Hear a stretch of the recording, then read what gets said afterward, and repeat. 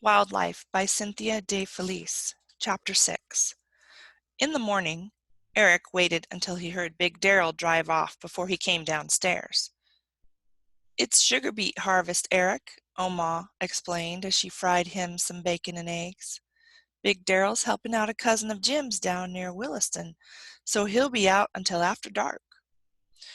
When he finished his breakfast, Oma told him a friend was picking her up to work on a fall festival they were organizing at the church. She asked him if he wanted to go, but he said no. "Well," she said vaguely, "I expect you'll just be fine on your own. There are leftovers from last night for lunch." She carefully wrote the phone number of the church on a tablet and set it on the counter. Then her friend's car pulled up outside and she left. It appeared he wasn't going to have to worry about his grandparents smothering him with attention, which was just fine with him. Idly, he turned on the TV, flipped through the 3 channels, checking out the grainy pictures, and turned it off. Then he wandered around the living room, but there wasn't much to see except for Oma's coupon organizer and her knitting patterns, and some farm journals of Big Darrell's.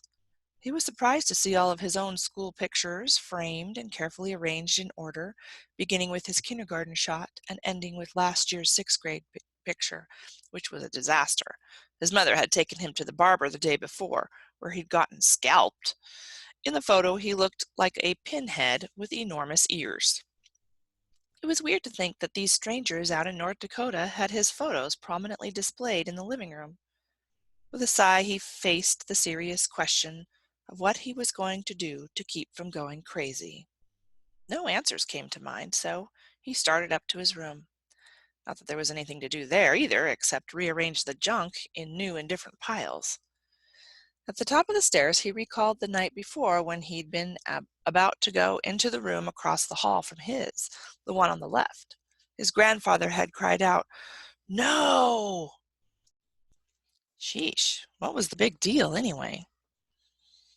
He thought of movies he'd seen in which there was a house with a forbidden room which turned out to hold a terrible secret, or else there was once the scene of a gruesome murder. He laughed out loud. How likely was it that anything half that interesting lay behind a door in his grandparents' house in the middle of nowhere? He should be so lucky. Even so, he wanted to open that door. He pretty much had to open that door. He paused, his hand on the knob, feeling he was doing something wrong. "That's stupid," he told himself. It wasn't as if he'd been told to stay out. The more he thought about it, the more he wondered if his grandparents had actually reacted as strongly as he'd thought.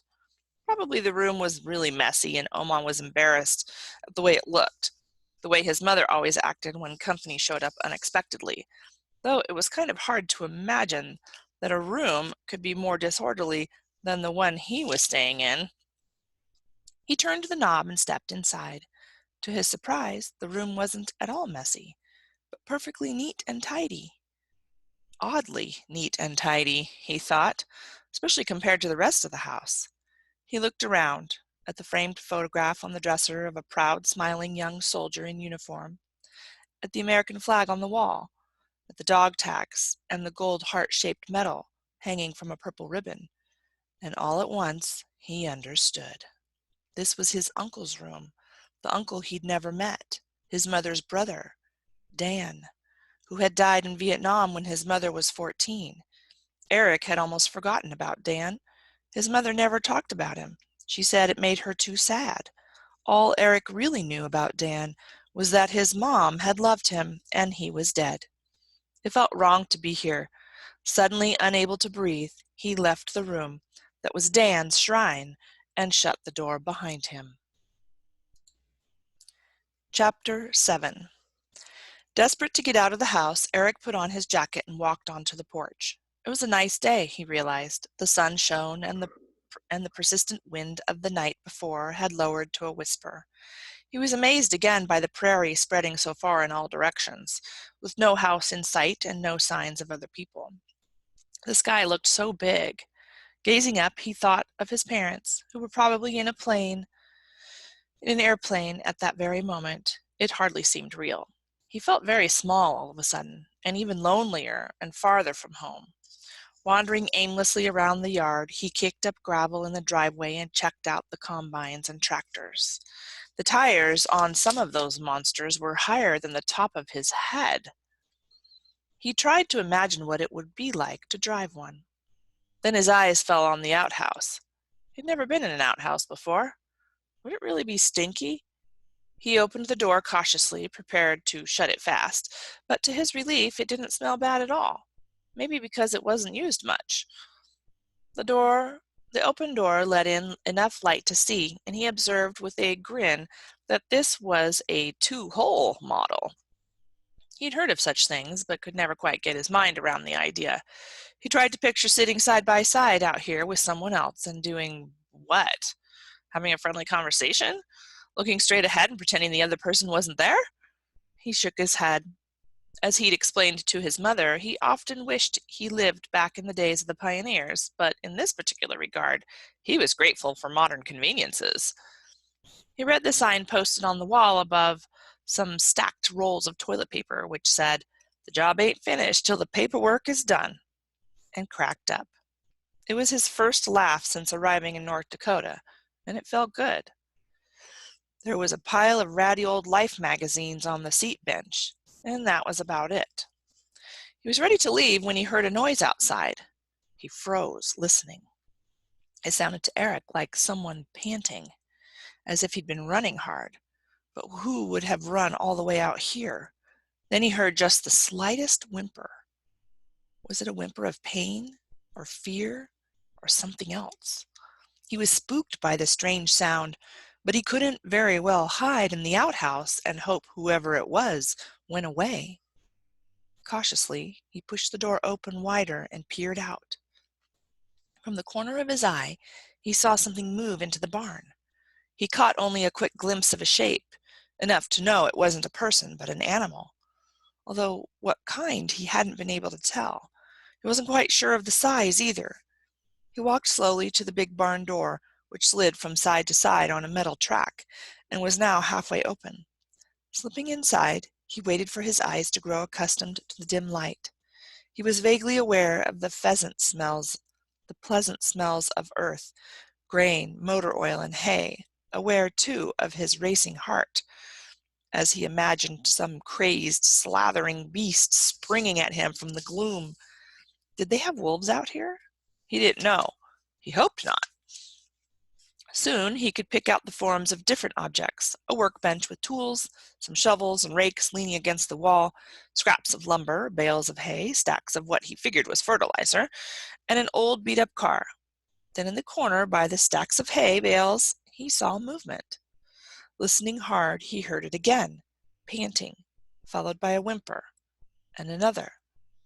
He looked in vain for a light switch.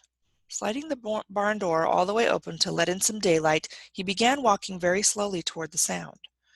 Knowing that a cornered animal can be dangerous, he approached the hay bales from the side to leave the creature an escape route. If it didn't want him any closer, it could choose to run for the door rather than attack. He hoped. As he drew nearer, he could hear the animal panting harder and could see that it was shaking. But he still couldn't make out what it was. He wondered what kinds of animals lived out here that he might not know about. How big were badgers, and what did they look like? What about coyotes? Closer now, he could see that the animal was about the same size as a dog. Not a big dog, but not a small one either, a medium-sized. Its fur was molted, and its head appeared dark, but there was something really, really odd-looking about it. The creature whimpered in earnest then and lifted its head, and the picture became clear. It was a dog, and sticking out of its muzzle were about 100 of what he immediately knew must be porcupine quills, whitish tan in color and 1 inch to 2 inches long. They covered the dog's entire nose and bristled angrily from its mouth, and from the area close to its eyes. Eric gasped and stopped, horrified, not knowing what to do. He tried to remember what he'd read or heard about porcupine quills. He was pretty sure they had barbs on the ends that made them really difficult to remove, and that they were terribly, terribly painful. "It's going to be okay, boy," he said softly and soothingly. "Don't worry. I'll figure something out. We'll fix you up, boy. Don't worry." Despite its obvious pain, the dog gazed up at him and, he could scarcely believe it, wagged the tip of its stubby tail back and forth several times. Then it rose unsteadily to its feet and looked at him uncertainly.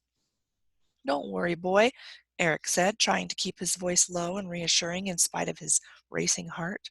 "I'm not going to hurt you any more." He'd heard stories of people pulling out porcupine quills with pliers, but thinking about how much that would hurt the dog made him feel queasy inside. The idea of calling a vet raced through his mind, but he didn't know who to call or whether vets even made house calls, especially for a kid they didn't know. Then he remembered that Oma had left the church phone number inside on the counter. "I'm going to go call for help now, okay, boy? Don't worry. I'm not deserting you. I'll be right back, I promise. Okay? Just hang on, okay?" The dog gave a low whine and Eric tore himself away. Afraid the dog might run off while he was gone, he closed the barn door and ran to the house. He dialed the number Oma had left and was momentarily taken aback when a strange woman answered, saying, "Red Butte Lutheran Church. Is Oma, is..." Eric panicked for a moment, unable for the life of him to think of Oma's real name. "I'm looking for my grandmother. This'll be Eric, then?" the woman said. Yes, that's me. Is Oma there?" "You betcha she is, young man," the woman said kindly, "and she's so happy you've come to visit. Why, she's been telling me how big you are and how..." "Excuse me," Eric said desperately. "I'm sorry to interrupt, but this is kind of an emergency." "Oh my goodness, just a minute, I'll get her." The phone clattered as she put it down, and Eric heard her call, "Grace, Grace, you'd better put down that crepe paper and come to the phone, quick, now." After a moment, Oma picked up the phone and said breathlessly, "Eric, is that you? What happened? Are you all right?" "I'm fine," he said quickly. "It's just that I found a dog. It's out in the barn, and its whole face is full of porcupine quills, and I didn't know what to do, and I wondered if you could call a vet or something." "Oh, dear," said Oma. "The poor thing. Let me think. I'll call our friend Bob Thompson and ask him if he'll come out to the house. He's a veterinarian." Eric felt suddenly weak with relief. "Eric, listen to me," Oma went on. "In the meantime, don't you go near that dog, you hear? If it's in pain, you don't know what it might do." "Okay," he said, "I won't." He didn't mention that he'd already gone near the dog, and it hadn't done nothing more than wag its tail. Eric wasn't sure why, but he felt certain the dog wouldn't bite him. There was no need to say this to Oma, however. "You stay put now until I get home." "I will. And, Oma, please hurry." That's the end of Chapter 7. Stay tuned for Chapter 8.